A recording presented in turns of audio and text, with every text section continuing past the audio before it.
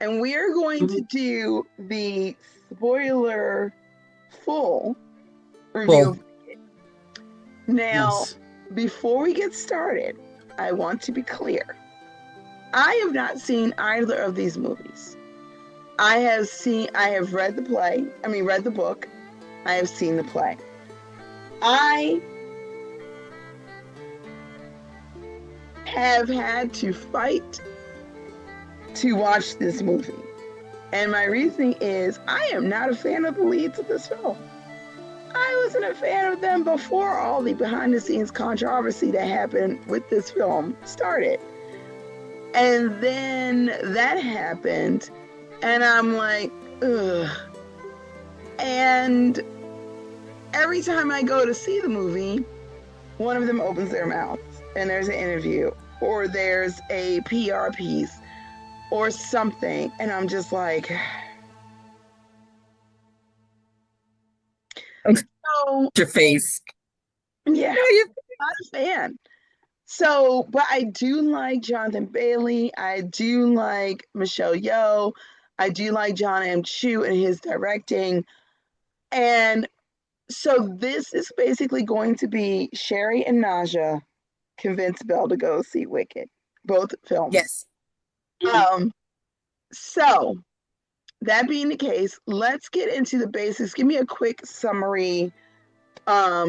We talked about it in the spoiler review, but if somebody for some reason hadn't seen the spoiler-free review, give me a quick summary of the movie, Sherri. So what we're going to do is so of the two movies, because we're probably going to get into both of them at this point. Yes. Absolutely. Wicked is the background story of the Wicked Witch of the West, known as Elphaba, and sort of where Oz is, when it ends. It's like, we realize what Oz really is. And so it's kind of like their origin story, how Glinda and Elphaba know each other. So it's kind of like that opening story that we don't get in the original Wizard of Oz. Wicked for Good gets into what happens after she learns what Oz is, and up into when Dorothy shows up, the events of the Wizard of Oz, and then a little bit after. I think one of the best things I saw was these three films are not a trilogy. They just kind of the same world. No, including the Wizard of Oz, including the original Wizard of Oz. No, the Yes. 19th. Okay. So if you were to say like, all right, I want to see the full Oz trilogy, you would watch Wicked. You would watch For Good for about an hour and a half.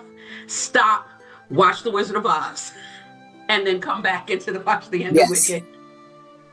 Absolutely. Okay, so that's Absolutely. interesting because Also, there's one part of holiday choices, so I might do that. I might actually watch it like that. Now, the other thing I meant to say is that The Wizard of Oz is the story of what happened from Dorothy's point of view. For Good gets into the events of The Wizard of Oz from Elphaba and Glinda's point of view. More Elphaba's than anybody else's, but it changes the view of how everybody sees it. Let's talk about the casting. The casting hasn't really changed from the first film, except for the addition of Coleman Domingo. And I believe one of the flying monkeys actually gets vocals in this one. Yes. So how did those two characters kind of blend into the new cast? Well, the original cast for Wicked, how did these two new characters integrate with that? I think I got that one. Okay. Keep in mind, they actually bring a perspective, because really, once again, Wicked is about the same story that we initially saw with The Wizard of Oz, and actually bringing perspective from these other characters that you didn't see in Wizard of Oz. So we actually see, again, this is origin story. So you actually see an origin story of the Cowardly Lion, and Coleman Domingos provides vocals for the Cowardly Lion in Wicked for Good. But you already see his origin story as far as in Wicked Part 1 and Wicked for Good. So you see like the actual Cowardly Lion's origin story. You actually see the Flying Monkeys as far as their origin story throughout this, as far as how they came to be. Because initially from the Wizard of Oz, you see it from one perspective as far as, you know, there are these henchmen for the Wicked Witch of the West. But you find out that that's not how they started. That's not how they started. And how pretty much the intent of their origin, and you see that it's a, you know, day and night. And how did the characters kind of integrate chemistry wise with everyone else? Beautifully. Wonderful. They're Coleman Domingo is in the film, but his character as the Cowardly Lion is maybe on screen, maybe 10 minutes throughout the entire film. Very briefly. Very briefly. But his primary scene with Elphaba and what he does with it and with his voice and how they animated him beautifully, how they animated them beautifully. It really works. And what For Good does is when we meet the Cowardly Lion, the Tin Man, and the Scarecrow, we don't have a full story on how they got there. So again, it's more backstory. So we hear how the Cowardly Lion saw the events of what happened in Wicked, and this is how he ended up the way he is. We see the Tin Woodsman become the Tin Woodsman. We see the Scarecrow be created. So, and with that backstory, you get a deeper appreciation for those three characters. Yeah. So, go ahead, Najah. It plays wonderfully as far as Coleman Domingo is like pinnacle supporting character. And you know, I love being a supporting character as far as acting is concerned, because you have the opportunity to do very, very, very little work, yet have the influence of turning an entire plot and an entire scene on its ear by doing very, very little as possible. And that's what Coleman Domingo was able to do in a very, very tight period of time. And you have to be a really, really good actor to be able to do that. And Coleman is one of the best. And from some pictures that I've seen, I do believe he was actually on set, like he was always there. When they I believe that is correct. And it's interesting because this is the second Coleman Domingo movie for this year.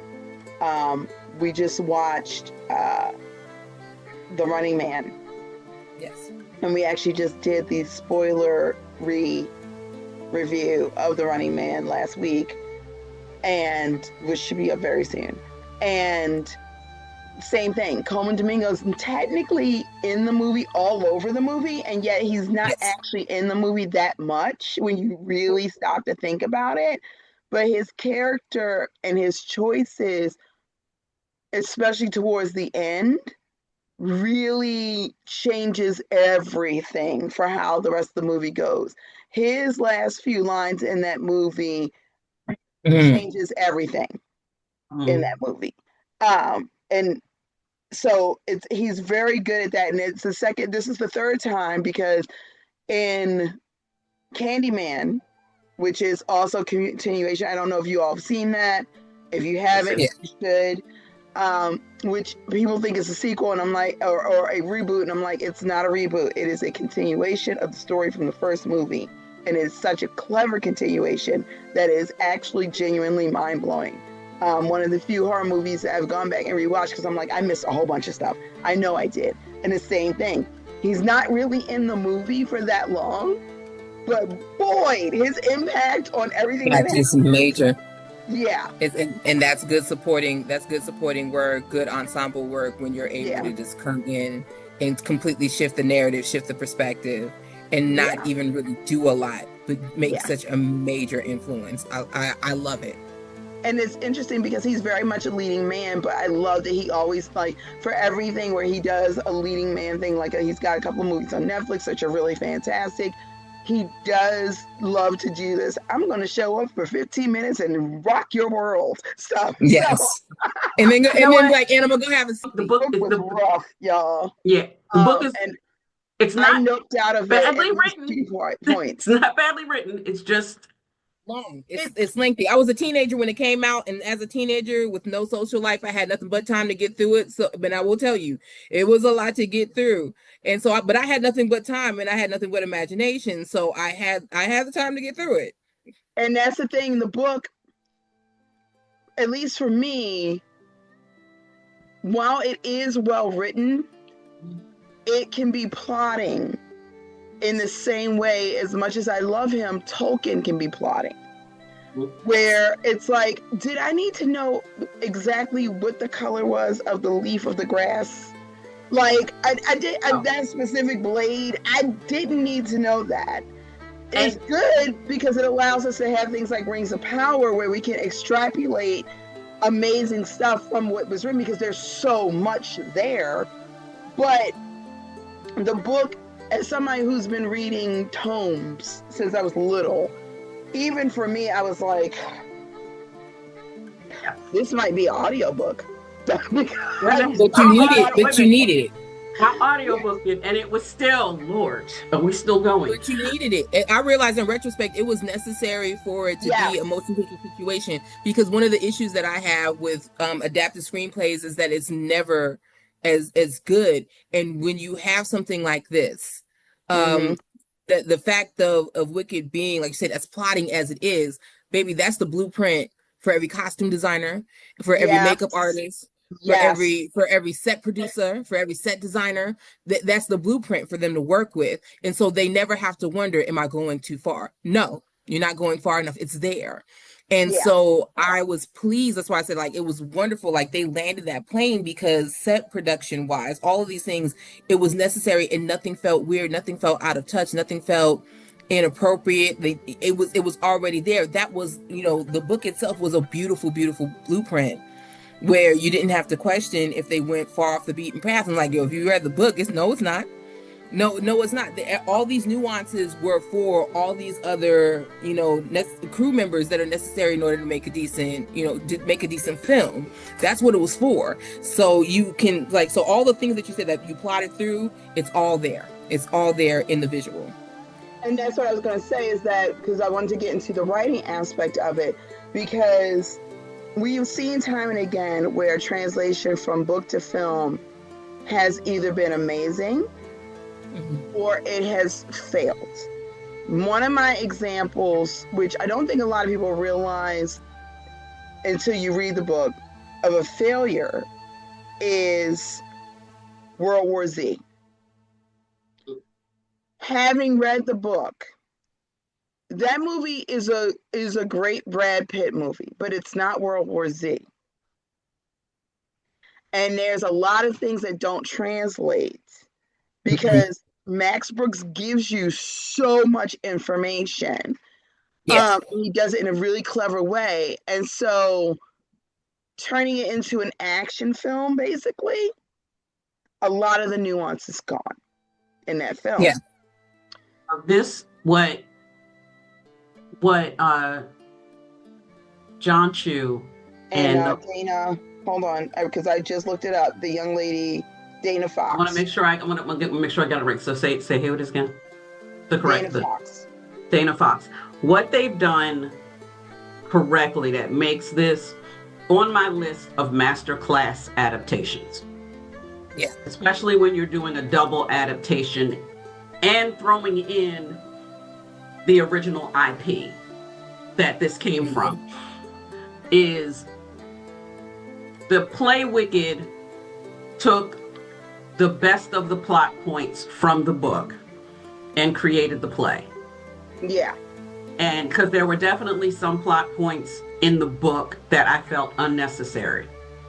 The stuff about Fiyero being married and all that other stuff like that. The fact that it was so not I get it. did not need to exist in this book. But so that was a perfect drop.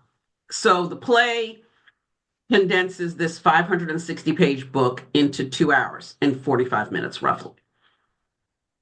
What the movie did is expand that 245 into a total of 5 hours. Mm-hmm. And brought in some of the additional detail that McGuire put in the book, expanded the story, and expanded the world. Najah, I saw it again last night for good, and I have more appreciation for it than I did when I originally did our review. I already knew how to appreciate it, but I knew that you were like, I need to see it one more time. I was like, okay, get where I'm at. But I no. We talked about this when we walked away. When we saw Wicked, we saw it with the 2024 election just happening. Yeah. And for being a Black woman, we were completely wrecked. We had like Sherri had to peel me out the seat because I was coming into For Good. My expectation, emotionally, mentally, was that I was going to feel wrecked again. And are we prepared? I was prepared. However, that is not the emotional tone of For Good. So thus, I was not saying that the movie wasn't good, but I was disappointed because I did not have that same emotional reaction that I had with the first one. Upon second watch, this movie is excellent. Yes. The movie is excellent. I heard another reviewer saying it justifies its existence. I also want to say to the team, thank you for not making us wait 3 and 4 and 5 years to get part 2. I really appreciated this came out 1-2. I really appreciate that with this and with Dune, because especially the break that Dune is currently having makes sense, both from a storyline perspective. If you've read the books and you know what happens next, it makes complete sense that there would be a 5-year gap in between Part 2 and Dune Messiah. And this makes sense, but also having the 2 parts happen back to back was so smart. And again, what I'm seeing is a very similar reaction to Dune Part 1 and Part 2, which is Dune Part 1 laid the groundwork, has you fall in love with these characters. Absolutely. You have to lay the groundwork for it. Yeah, so that when everything went to hell, and I always feel bad for people who never read the books and who fell in love with Leto.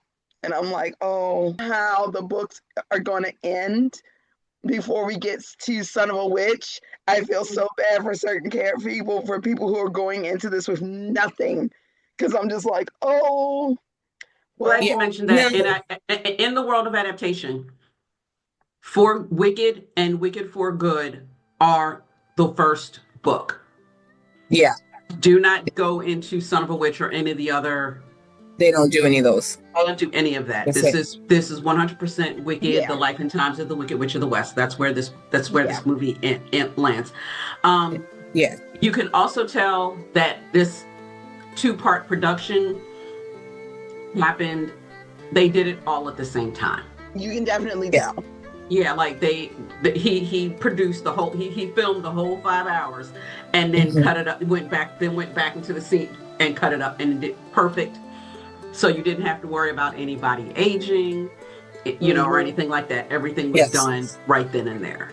And we're seeing. But they did adjust it. They did adjust the characters appropriately, makeup wise. They let the makeup and the costuming do the work, so you can see like there was a healthy amount of time that passed, but they just let the makeup and the costuming do the work. Well, so that's an interesting thing. Let's get into the costuming because the one thing I will say is that every version of Wicked, the costuming, the descriptions of the costumes in the books, the stage adaptations, the film, just a costumer's dream. Yes. So I want to go to Comic-Con next year as Elphaba in For Good with that pants set and the long cape. I have no yes, clue how to I have no clue how to make any of that happen. Because But the textures, it, it, the texture, the textures. yes, yes. And I'll help you out, girl. thanks. And I don't know how much of it was practical in how they made the cape or this. Oh, it's probably a lot practical, but then there's definitely some CGI and how that cape looks when it flies. Oh my God. Yes. And when she landed, when she was releasing the animals in the first scene of For Good, oh my God. And then Yes. she jumped on the broom and her, oh, surfing on that Yeah, straight broom. skateboarded. Like it was just it was nice. It was Ah, nice. Because Well, you can tell like she had evolved at that point as far as being adjusted, being used to being in the cables and the movements. You could tell she had evolved. She was much better. And she was well, I definitely think like second skin at the point. that's an interesting point that you bring up because it was filmed over time. So I think that that would probably work with the character who suddenly learns how to fly in the first movie, so that by the time we get to the second movie, she's there. She knows how to Yes. do it. So you can see it as a part of her character progression as well, that she is learning in the first film. But by the second film, by the time we get to the second film, this is old hat for her. Yeah. I think one of the things you just said, which really pinged my radar, which is the CGI was used sparingly, if I'm not Yes. mistaken. And I am loving this new trend, which, again, people don't give it enough credit. But go back to Loki. mhm. There was a Loki series really did go practical effects are your friend. Yeah, And very practical. that show was 90% practical effects and CGI where they absolutely needed to do it. So when you see the finale, it's okay, Fessick. There will be dogs. Y'all will deal. Y'all Yes. been on this podcast long enough to know that there's going to be a dog. Yeah, there's gonna be dogs, a Right. cat, a little something, a little furry something. Something. Whatever. That the finale of Loki, when he grabs all the timelines, you can tell that Tom Hiddleston is really pulling on things, and he's really Something. Yeah. grabbing things to really pull, and that they're pulling against him. And then when you see the behind the scenes, that they were literally pulling against him as he's pulling these things together. And so that show has kind of ushered in this, I hate to say a new wave, but we got so reliant on CGI to the point of nothing actually mattering, if that Yeah. makes sense. Um, and you can see it. You can see it in things like Alien Earth, where there is a sentient sheep on. I don't know if you guys have watched it. There's a sentient sheep on the show, and you couldn't have told me that wasn't a real sheep because they Yeah. built a sheep.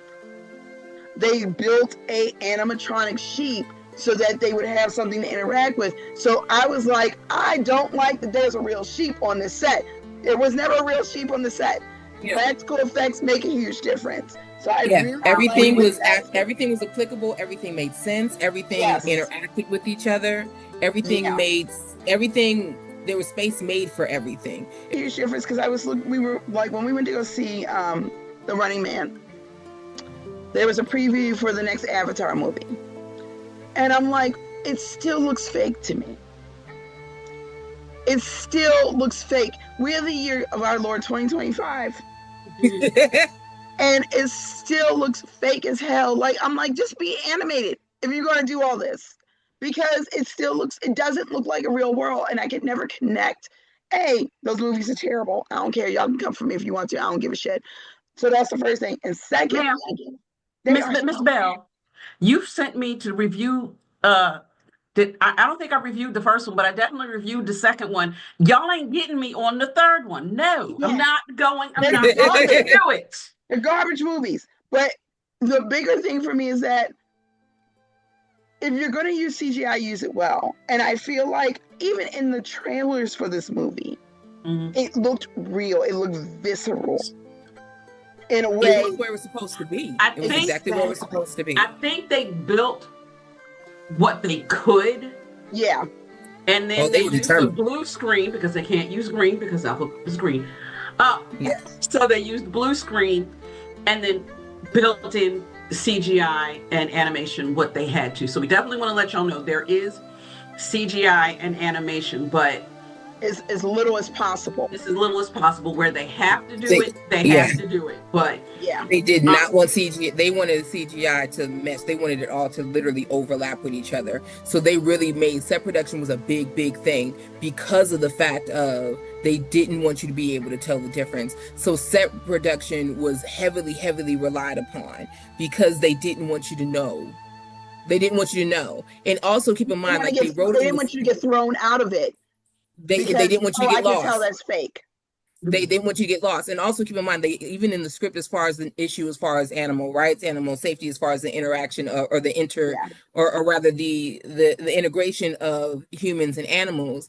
Like, so when you didn't see animals present, you already knew why. You knew that they were in hiding, they were, or even still in the placement of them. You used to seeing them, it was explained like you're used to seeing them in more elevated spaces, but now you see them in servitude, and then you don't see them at all. So you saw like there was like this diminishment.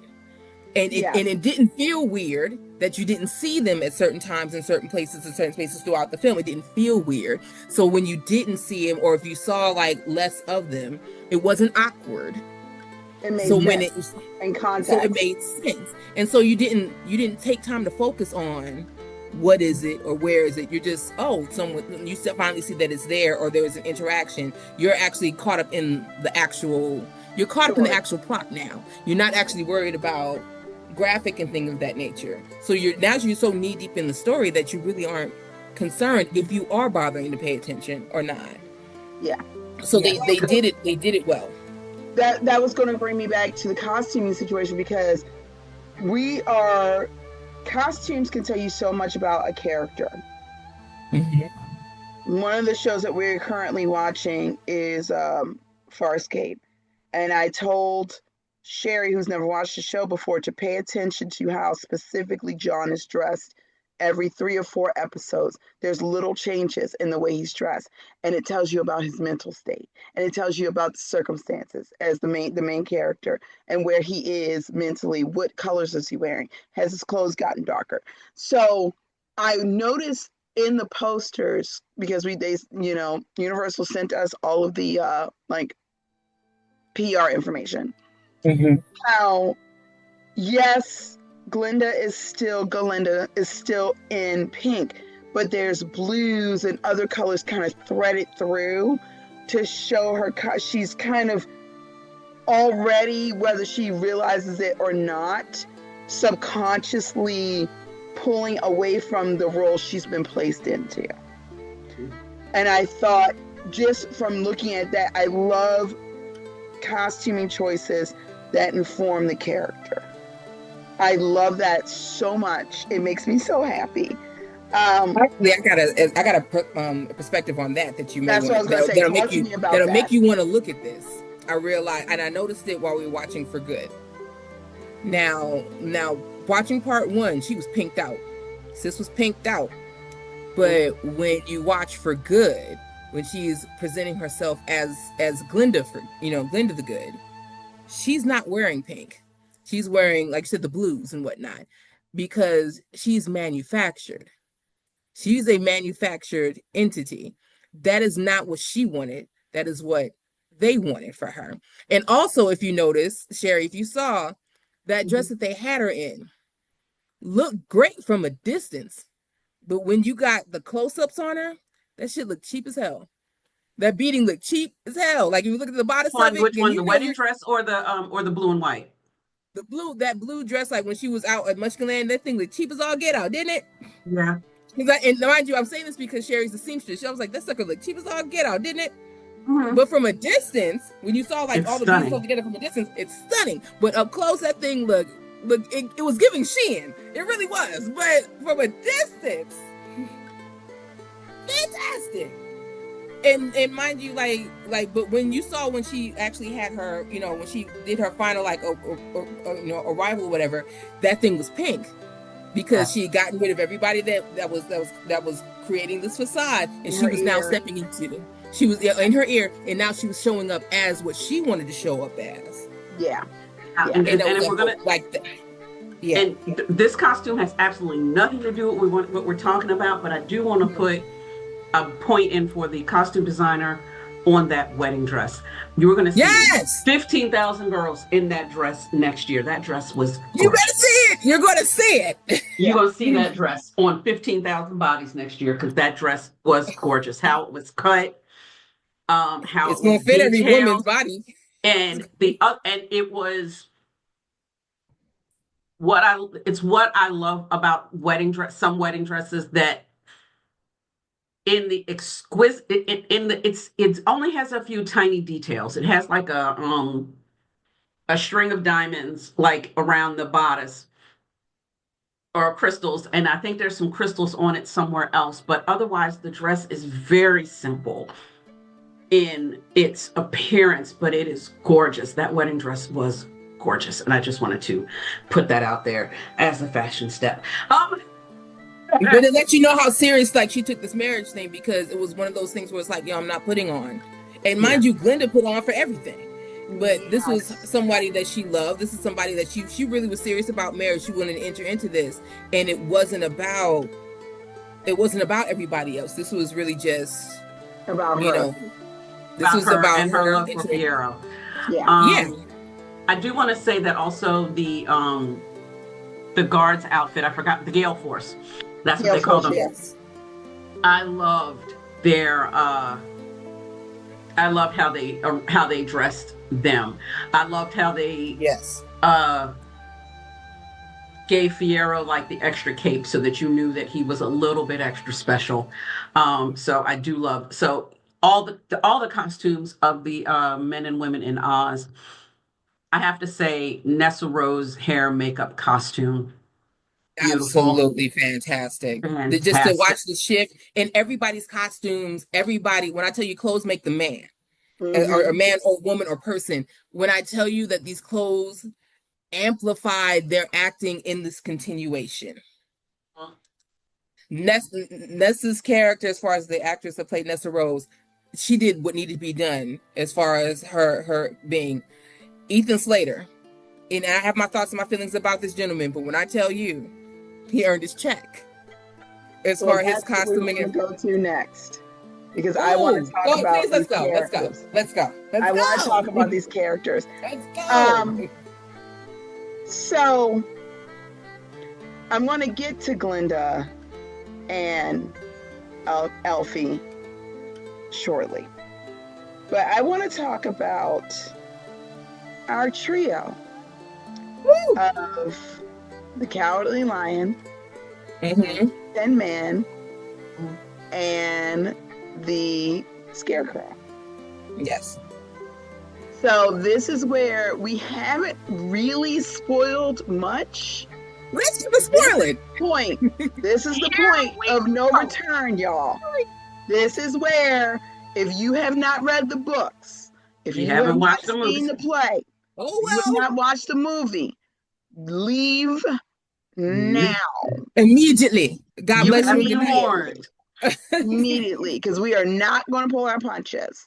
Yeah, no, so nothing. Let's start with the Cowardly Lion. I think it was interesting that the take that they went with this, of him, the way the events, about how propaganda is used. The end of the day, that is what this women. Theme one, we can put it in an outline anywhere on the screen. One theme that's prevalent in this film is propaganda. It is who is telling the story. the wizard does a song about it. Somebody's version of the story is what we call history. History. History is written by the winners is a cliche for a reason. Exactly. And so when you get to the Cowardly Lion, in Wicked, you see exactly what happened. In the first film, you see what happened and how we got to the Cowardly Lion. In For Good, you get how he interpreted the events of what happened in Wicked. From his perspective. Or partly, not only his interpretation, but possibly what he was told. What he was told. What he was told. And because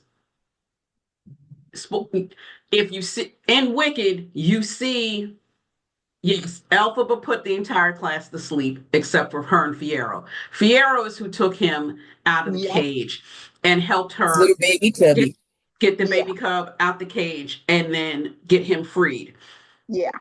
But what the cub remembers is Elphaba. So Elphaba is the one that messed me up. Yeah. She's the reason why I have mental health issues and have no courage. You dropped me off in the middle of the forest. I was not prepared. I had no mama, no daddy, no nothing. Yeah. I was just a baby. I just a baby. I don't know how to be out here in these big bad woods. I don't know nothing. And I'm scared of my own shadow. And it's your fault. Yeah. Like that was what he was like. It's your fault. And I will say, what I've seen in the discourses, people were like, why has he got beef? And I'm like, he has legitimate beef. There is a reason in real life why we have wildlife rehabs. Yeah. Because you're not prepared to be out in the wild, for real. Yes. Why we do not rescue animals and then just release them. It's a process. And that was not the case. And so therefore there's beef with that. And so he has legitimate beef. He truly does. And I think that was interesting that they went that route, because what would it be like if you were suddenly, now he doesn't realize that he wouldn't even be able to talk. Exactly. He would be a beast of burden. They would basically train his intelligence out of him. He would be a slave. He doesn't know that. From his perspective, you took me from the only safe place I've ever known, and you left me there. Yeah, like I'm not functional, but you weren't going to be functional otherwise. Right. And you just left me. And that's heartbreaking in and of itself. And from somebody who, as you guys know, anyone who's followed this podcast know, has a big heart for animals and children. Yes. And specifically orphaned children and animals, rescue animals. That would mess me up. I feel like that is going to mess me. The storyline with him in the book messed me up. So I can only imagine actually being able to see it is going to make it worse. It's like I said, it turned the scene on its head. And you know, like basically he's saying, you didn't let me choose my level of dysfunction that I wanted. You took away my free will to choose my dysfunction. So now I got all of the dysfunction. Not just a little. I got all of it. All of them. I just wanted one. And I wanted to pick it. So I need some choices. Give me some life skills at least. So I thought that was a really interesting choice that's what they went with, which we sort of get in the book, but not really. We don't really not in the third one. Not in that third one. Not really. In the book. And so I really like that we get that point of view and expand on that, going to your earlier thing about how they expand it in ways you weren't expecting. Which again, if you don't have the blueprint, what do you expand with? You make it up. Exactly. My next question is, okay, so I'm trying to divorce. I know, you're fighting. It's all right. Let me talk about Bach, because I will talk about Bach. I got some words too. Go ahead. Do you think, Sherri? All right, let me see if I can do this. Sit back, go. In the real world, 2025 America, right? If he hadn't become the Tin Man, Bach would have had a podcast mic. Bach is what happens when Now, remember, there are social political things in this movie. There are relationship things in this movie. The problem with Bach, and I have said this from the beginning, Bach broke his own heart in the first movie, in the first half. Linda dismisses him like a tissue, like I just blew my nose and threw it away. She's done every time they come together. She dismisses him one way, shape, or form. But he has decided in his mind, because I'm a nice guy, that she really loves me. She won't marry Fierro because she needs to know how I feel. Now, Highly entitled, by the way. highly entitled. Yeah. How The very male of him. IPM trope taken Huh? to its Oh, logical I'll do you one conclusion. better. I got a question. Answer it or not. Why are you upset that Elphaba suddenly made you unattractive to a woman who never had any intentions of seeing you anyway? Oh, Huh? and wait a minute. And again, this is another theme in the film. If Elphaba had not done what she did, You would have died. she would be dead. Because the person that did love you and did care for you, who you chose not to see because you're fixated on the woman that dismisses you like a tissue, said, fuck you, I'm going to put and close and make sure that you don't love anybody. Yeah.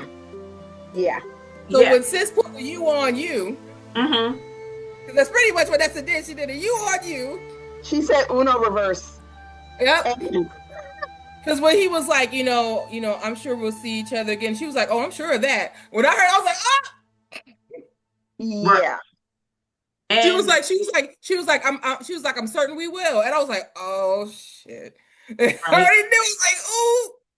And then the other thing I want, you have to get into the relationship of Nessa and Bach. Yeah. Yes. I was actually going to bring them up, Nessa Rose up. Well, Nessa and Bach and Nessa and Elphaba. I'm going to go with Nessa and Bach first, because we have women all across, I'm not going to say everybody across in the world has been in some version of this relationship at some point in their life. Mm-hmm. She's pining for him, and if I stay around enough, I will make him, he will love me. I'm going to make this man love me. You can't even be honest with you. I'm sorry. I've never been that person. I'm so sorry. I just listen, and listen. I get it. But I do kind of understand Nessa Rose with the whole like limiting munchkins from. I can understand, like, I was kind of like upset with her because, like, okay, so you're gonna limit your entire village's travel because you're scared to have the "so what are we" conversation. I understand that, because I would die. I would drag my bare bottom across the sands of time before I ever have a "so what are we" conversation with the man.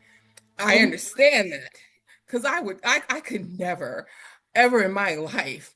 But I'm not going to make everybody else suffer because I refuse to have the "so what are we" conversation. I'm just not going to do that either. That's what I was going to ask, because Nessa Rose in the book drove me absolutely crazy. Because, girl, I hated her so much. I was like, I feel sorry for the house. In the house. The house. That house deserved to be besmirched by killing her. She is the worst, but she's also very empathetic, and that's a hard line to play in the film. In the books, she does not come across that way. Oh, in the film, she does. The actress that plays her, insert name. Marissa Bode. Yeah. Thank you. Excellent job. In the first movie, I feel sorry for her. Oh my God, I can't believe, that this is what is happening. But when you see what happens in the second film, and then not only did what she did start the process of how Bach becomes the Tin Woodsman, the way that she instantly threw Elphaba under the bus. Crazy work. Crazy Crazy work. work. The thing is, that's who she always was. And I love that they don't try to soften that, because Nessa Rose was that person in the book. Yeah. She never That said, was what she was taught. That's what she was taught her she entire was life. taught, but She defaulted hard. you have a choice.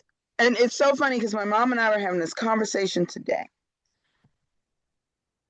You can choose as you get older. At some point, you have to not throw the baby out with the bathwater, but you have to choose which parts of your parents you are going to roll with. Yeah. And she defaulted hard, man. She chose from the first movie when she allowed her sister to be mocked. Yep. And she could have stood up for her then. Point. And so we already knew, again, book readers, we already knew what time Nessa Rose was on, because everything's about her. And that was her parents. Her parents reinforced that. Everything is all about you all the time. And it's like, no, it's not. Yes, you can't get around without Elphaba being basically your servant to make sure you can get from point A to point B. And so and even in the first movie, since you didn't see the first movie, Elphaba was really very much about establishing her autonomy and her independence. She made it very, very clear. She was like, she doesn't need help. She doesn't need anybody to coddle her. And because she knew that that's what Nessa Rose wanted. She wanted to be an independent. She wanted that autonomy. And so she advocated for her heavily, which really made it even worse. Was like, oh, you going to throw her under the bus after this? She was your number one advocate, your main advocate. Not just about sisterhood. Like she heard you and saw you in ways that everybody else refused to. Yes. And she still chose to be a pick-me. Yeah. Hard body. And so that is, it's so real. Yes. It's so raw. And I hate it, but it's so real, especially sibling dynamics. It is so hard. My brother and I were having this conversation very recently. It is so hard to choose to walk away from the hierarchy you were put in by your parents. I want to thank Threads at this moment, because we also have to remember two things. One, the mother is dead. I forgot. I don't know when the mother dies early. And two, we're dealing with a golden child and a scapegoat. Nessa Rose being the golden child, Elphaba being the scapegoat. So even when Elphaba does come in to see Nessa Rose in person for the last, what we eventually learned for the last time, and Nessa is complaining, you didn't come to Dad's funeral. How could you not be there? And Nessa's like, Elphaba says, Dad hated me. Me? Dad don't like me? He's like, what Dad. We're in the same house. Funny that you should say that. Sherri saw me post this a while ago. I don't know if you're on Threads, but I posted I feel like a couple of weeks ago. And again, it goes back to the conversation that my brother and I have been having very recently, which is you get the care that you give. If you were not present in my life when I needed you as a child and a young adult, what on earth would make you think you gonna think be present in your life when you are on the last stages of it? It's a lot of people who are going to be in homes. If that, when the time comes, being thoughtful, right? And that's only because of societal pressure and not because of any care. And then be wondering why won't you come visit me? Why don't you come see me? You sent me off to boarding school. Yeah, that's lucky. Inconvenience.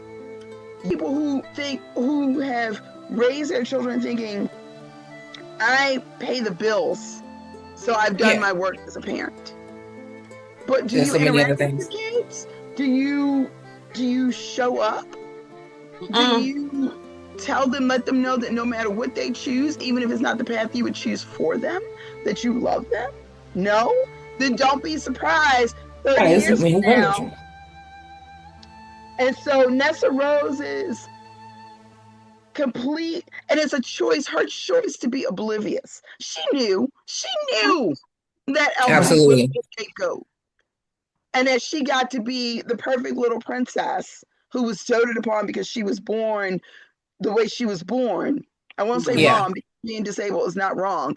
She was Yeah, born she was born in the way that she was, but the simple in the, fact of the matter is that even though, however, she may have been born, there was no there was no uncertainty about paternity, and therein lies the right. difference. That and she didn't come out so different from what. Yeah, she's still beautiful and intelligent and everything else. So it's really interesting that I really love the rawness of them actually just addressing the fact that Nessa Rose was also entitled, and there's the song choice of we deserve each other. Yeah, Yeah. y'all did, because you're They both did. entitled. And just the chilling aspect of it is like, you know, that that last like line when everything was going down as far as with Bach and everything, and just how chilling silence it was when she did that last line, like, we deserve each other. It was chilling. It was chilling. We deserve each other. And trust me, and that's when, like, I know you've seen the musical, Belle, but when you see the movie, the chill that you like you of it, like you to hear it. It's a chill, man. It's a chill. Like Ethan Slater's whole demeanor. Yeah, that's what I was gonna say. He is an amazing actor. He is such a good actor. His job. He Is did his job. Cause I was like, and oh, this ain't the lover boy I remember from. Was like, this is a whole different. Like when we say that this is a completely different perspective, this story is told from a completely different perspective. He let you know this is not what this ain't the 1930 situation that you thought this was, boo. This is a whole different, like, just in case you might have forgot. This is a whole different perspective, my love. I'm a whole different That's person. right. This is not even so much that you're right, that the Tin Woodsman is heartless. This man is heartless and pissed off. And that is a terrifying combination when you stop and think about it. Charlottesville. Because that's the whole thing. It's like because that's the whole thing. Is like the initial Wizard of Oz, meaning like he lacked the capacity to love, versus he's heartless. Yes, there's a difference. Like initially, like the words have meaning, and those are two very different things. Heartless and heartbroken or not having a heart are two very, very different animals. Yes. And I thought that was a great choice. Again, people, I've been spoiled for this movie again because I read the book, so I'm not really pressed about seeing spoilers. And so I thought it was a really great choice to have him, because that also speaks to the incel of it all. Yes.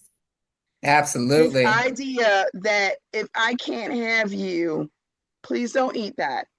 My God. I know. Yes. Gotta love the cats. Furry toddlers. Furry toddlers. Furry toddlers. Yes, permanent toddlers. How many times have we seen in real life? There was a young influencer who was killed very recently, who was a makeup influencer. I want to say in the last 2 or 3 months, brutally murdered because someone decided how dare she reject me? Yeah.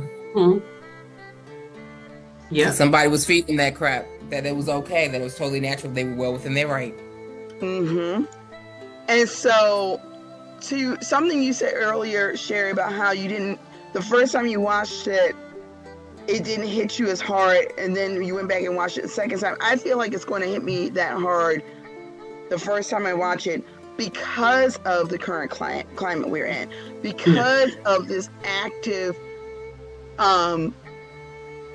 assault on women's rights, on women's autonomy, on women's rights, assault on people of color, assault on the LGBTQIA community, assault, this elevating of this trad wife aesthetic, as if that is not a different type of trap, and as if the trad wives you see online aren't funded by you. This trad wife is brought to you by viewers like you. I love these. I love the influencer trad wife saying, trying to give you, I'm a stay-at-home mom and I don't work. Honey, you got 18 different you are on all the platforms pushing something. Yeah, you ain't no You real have your trad wife for real, job. because a real trad wife don't know nothing about this life, don't know nothing about it. Like, I'm Right. sorry, I'm too busy to So look you're here. not, I mean, granted, yeah, I want your recipe. Show me how to make sourdough, but you are no Yeah, I love different it. I'm than here for me. it. You're no different than me because I sit behind a computer desk trying to tell grown people how to, do your job so I can do mine. Yeah. And I love the fact of how even still Bach is upset with Glinda, because I mean the shot that he gives, the stare he gives her down, but mind you, he looks up at her with full hatred, but he's in front of all them people upset with a woman of color, putting all the blame publicly to her, but mind you, but it's still hot. Ain't got no But smoke for Glinda, the person no that smoke, rejected you. no real, like he mad for her, but ain't got no real smoke. Oh, and that is But the you thing I girl, was like, but it's like, later, oh, okay. because there have been a few people who've been like, it's not political, and you're putting something on it Yes, that it isn't is. there. And I'm like, did you read Political. the original book? Because the book is political from start to finish, which is the first Movie thing. is no. Anybody that says that these two movies are not political are lying to themselves and are not watching the movie, because the animals are the undocumented in the United States. Yep. Period. The wizard is the felon in office. Huh? Madam Moore is Stephen Miller. Mm-hmm. I have more. It's going to come back to me. But you get all of this Yeah. connects. It is all political. We All even socio levels. when we Yes. talked about it last year. Elphaba was Kamala Harris. Glinda is white women for Kamala. Yes. Madame Morrible is the Asian women for Kamala. The way that those two connect is that, yes, All these the groups way. were out there, but y'all did not have the rest of y'all's people in check, because y'all turn on that woman in a minute. In a heartbeat. In a heartbeat. So when you see this, like I said, like right after the election, like when we did, We were like, if you were to ask if Analysis was sitting here with me, he would tell you that it is even deeper than that when you deal with way deeper than that. the political everybody. He's like, everybody is in there. He's like, this is how people are with the Democrats just in general. Whether you like, so this whole movie is that there is a political. I mean, the original Wizard of Oz trilogy was super political. Like,